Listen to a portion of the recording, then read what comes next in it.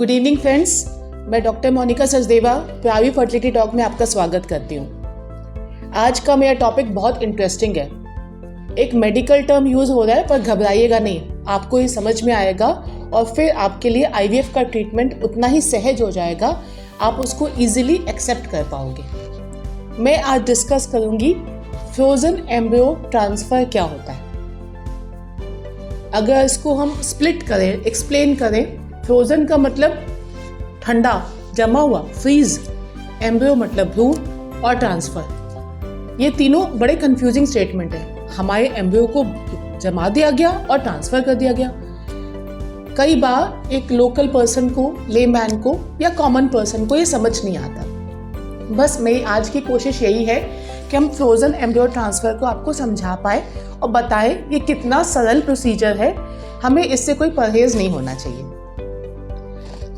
पहले के समय में जब आईवीएफ साइकिल स्टार्ट हुई, जब इंजेक्शंस का डिस्कवरी हुआ, तो वो इंजेक्शंस लगते थे, एग्स बनते थे, काफ़ी सारे एग्स बनते थे। उन एग्स के साथ स्पर्म को मिला के एम्ब्रियो का फॉर्मेशन होता था, क्रिएशन होता था और वो एम्ब्रियो फ्रेश साइकिल में हम ट्रांसफ़र कर देते थे। उसी महीने में हम ट्रांसफ़र कर देते थे। पॉजिटिव रिजल्ट्स आते थे, बट कई बार ये देखा गया कि बॉडी डिस्टर्ब हो जाती थी। इतनी डिस्टर्ब कि ओवेरियन हाइपर स्टिमुलेशन नाम का एक प्रॉब्लम आ जाता था। बच्चेदानी डिस्टर्ब हो जाती थी इंजेक्शंस की वजह से, और डिस्टर्ब बच्चेदानी में जब हम ट्रांसफ़र करते थे तो प्रेगनेंसी रेट्स भी कम होते थे। धीरे धीरे आईवीएफ में डेवलपमेंट हुआ, नई से नई टेक्निक्स आई, विट्रिफिकेशन नाम की टेक्निक आई, फ्रीजिंग और थॉइंग की टेक्निक आई, जिसका मतलब है एम्ब्रियोज को हम -196 डिग्री टेम्परेचर पे लिक्विड नाइट्रोजन में फ्रीज कर देते हैं, आपके नाम से लेबल करके। और जब भी हमें ट्रांसफ़र करना होता है, जब भी हमारे आईवीएफ कंसल्टेंट कहते हैं कि हाँ अब पेशेंट हमारी कंफर्टेबल है, उसका यूट्रस बढ़िया है, हमें ट्रांसफ़र करना है, तो हम उन फ्रोजन एम्ब्रियोज को थॉ करके, मतलब हम उसको नॉर्मल टेम्परेचर में ला करके एक अच्छी मीडिया में उसको तैयार करके हम आपके अंदर एम्ब्रियो ट्रांसफ़र कर देते हैं। इसे हम कहते हैं frozen embryo transfer cycle. Frozen embryo transfer cycle के फ़ायदे क्या हैं? बहुत सारे फ़ायदे हैं, मैं अभी उन सब चीज़ों को बताऊंगी।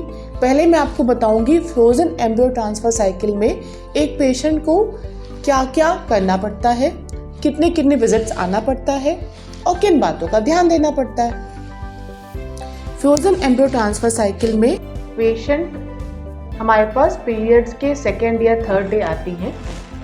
उनके अल्ट्रासाउंड, टीवीएस अल्ट्रासाउंड किया जाता है और उस अल्ट्रासाउंड में हम गौर करके देखते हैं कि यूट्रस की लाइनिंग कैसी है और अंडेदानी में कोई सिस्ट या कोई गांठ ऐसी तो नहीं है जो हमारे लिए बाधा लगा करे। और ज़्यादातर हम एक छोटी सी दवाई स्टार्ट कर देते हैं जो पेशेंट 2 या 3 बार खाते हैं, ताकि इनके यूट्रस की लाइनिंग और स्ट्रॉन्ग हो जाए। अगली विजिट होती है महीने के 8वें से लेकर 10वें दिन के बीच में। उसमें हम देखते हैं हमारी यूट्रस की लाइनिंग कितनी डेवलप हो रही है। उसकी अगली विजिट होती है महीने के 14वें से लेकर 15वें दिन के बीच में। हम देखते हैं यूट्रस की लाइनिंग कितनी डेवलप हो गई है। एक बार ये यूट्रस की लाइनिंग 7.5 से 8 मिलीमीटर के ऊपर पहुंच जाती है और हमें उसका रक्तचाप, उसका ब्लड फ्लो और कोई और समस्या या बाधा नहीं दिखती है, तो हम उन्हें प्रोजेस्टेरोन की दवाई या इंजेक्शन या जेल स्टार्ट कर देते हैं, जो कि 3 से 5 दिन लगता है। इसके बाद हम उनको बुलाते हैं फ्रोजन एम्ब्रियो ट्रांसफ़र साइकिल के लिए। जैसे कि वो हमारे पास आती हैं पीरियड के 18वें दिन या 17वें दिन। जब वो आती हैं तब उस दिन लिक्विड नाइट्रोजन में जो उनके एम्ब्रियोज रखे हैं उसे बाहर निकाला जाता है। उसे थॉ करके हम एक नॉर्मल टेम्परेचर में लेके आते हैं और फिर उन एम्ब्रियोज को, जो हमारे एम्ब्रियोज उनके आए हैं, उनको हम नीचे से उनके यूट्रस में स्थानांतरित कर देते हैं। कुल मिला के ये जो थॉइंग का प्रोसीजर है, ये 2 घंटे का इन्वॉल्वमेंट होता है इसमें, और जो ये एम्ब्रियो ट्रांसफ़र का प्रोसीजर है ये मात्र 2 से 5 मिनट का प्रोसीजर होता है।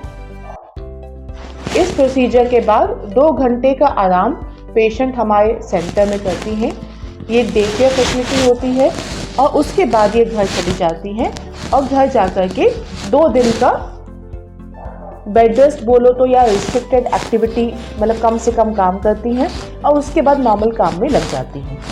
तो फ्रोजन एम्ब्रियो ट्रांसफ़र साइकिल में सिंपल बात जो हमें समझनी है वो ये है कि हमारे एम्ब्रियोज हैं जिनको हमारे अंडे और हमारे शुक्राणु से मिला के बनाया गया है, उसको हम लोग लिक्विड नाइट्रोजन में सेव कर देते हैं ताकि आपका यूट्रस जब नॉर्मल साइज़ में आ जाए, आपकी ओवरीज जब नॉर्मल साइज़ में आ जाए, आपका पेशेंट जब कंफर्टेबल हो तो हम उनके यूट्रस में नीचे से ट्रांसफ़र करें। इसके फ़ायदे क्या क्या होते हैं? नंबर 1, एक OHSS नाम का कॉम्प्लिकेशन जो पहले IVF साइकिल्स में देखा जाता है वो लगभग 0 के बराबर हो गया है। दूसरा फ़ायदा क्या है कि हमारी सक्सेस रेट बढ़ जाती है क्योंकि हमारा यूट्रस बिल्कुल रेडी है, वो शांत है, उसे कोई और प्रॉब्लम नहीं है। और तीसरा फ़ायदा क्या होता है कि बाय चांस पेशेंट किसी वजह से, किसी पर्सनल वजह से उस वक्त एम्ब्रियो ट्रांसफ़र नहीं करवाना चाहता है तो वो एक कंफर्टेबल सिचुएशन में, जब वो एक कंफर्टेबल सिचुएशन में है तब वो एम्ब्रियो ट्रांसफ़र करा के अपने आप को साइकोलॉजिकली स्ट्रॉन्ग और पॉजिटिव महसूस करता है। तो फ्रोजन एम्ब्रियो ट्रांसफ़र एक घबराने की चीज़ नहीं है। आपके एम्ब्रियोज को फ्रीज करके उन्हें कोई नुकसान नहीं पहुंचता है और सक्सेस के चांसेस अच्छे होते हैं, कॉम्प्लिकेशंस के चांसेस कम होते हैं। ये एक सिंपल प्रोसीजर है, IVF में बहुत इम्पॉर्टेंट और बहुत सहज प्रोसीजर है। Thank you.